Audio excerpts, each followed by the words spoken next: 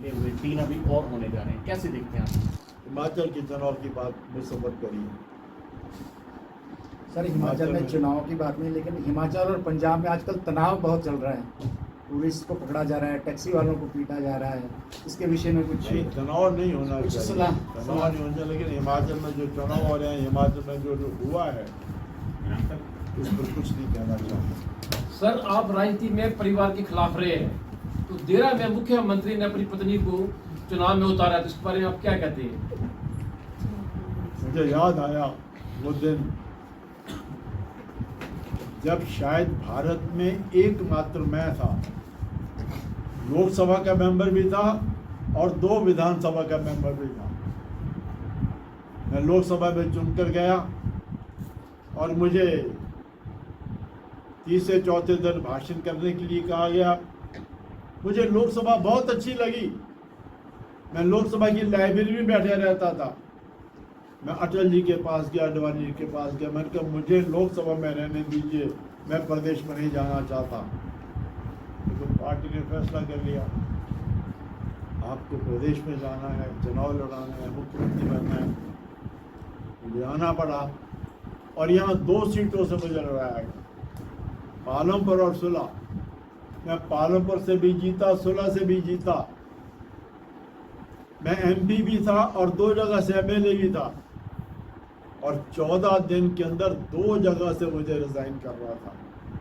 मुझे आज भी याद है कितने कार्यकर्ता पीछे लोकसभा को अपनी धर्मपत्नी को भेजा और दूर दूर से, क्योंकि मेरी धर्मपत्नी जो राष्ट्रीय स्वयंसेवक संघ की एक महिलाओं के लिए ऑर्गेनाइजेशन है, उसकी दिल्ली की प्रमुख रही थी। तो उनकी तरफ से भी कि हमारी राष्ट्रीय सेविका समिति की भी एक MP बन जाए, तो धर्मपत्नी को भेजो लोकसभा में, बेटे को भेजो विधानसभा में। मैं बड़ा डर गया, घबरा गया। मैंने कहा कहीं बच्चों के मन में कोई बात ना आ गई हो। एक दिन हमारे एक मित्र जो आज दुनिया में नहीं है, वो 10-15 कार्यकर्ताओं के लेकर घर आए, यही बात कहने के लिए। सौभाग्य से धर्मपत्नी खड़ी थी। धर्मपत्नी कह रहे क्या बात है? मैंने कहा इनसे पूछ लो क्या बात है। जब उन्होंने कहा तो मेरी धर्मपत्नी जोर से बोली, क्या कह रहे हो आप?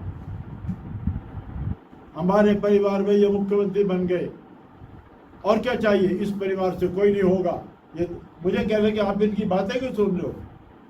संतोष मुझे नाराज हुई, आप इन कार्यकर्ताओं की बातें क्यों सुनते हो?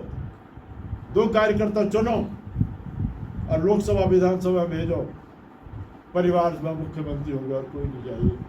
मेरे कुछ कहने से पहले मेरी पत्नी ने ये कही और हमने फिर मेजर खलूरिया जी नए पार्टी में आए, उनको लोकसभा के लिए और डॉक्टर शिव कुमार को विधानसभा के लिए लड़ाया और दोनों जीते।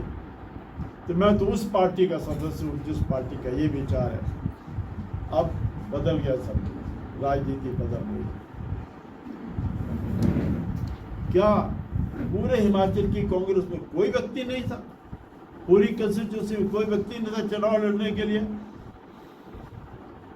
मेरा ख्याल है देश में शायद ये पहली मिसाल होगी कि किसी प्रदेश का मुख्यमंत्री अपनी धर्मपत्नी को लड़ा है। ऐसा शायद कहीं हुआ नहीं।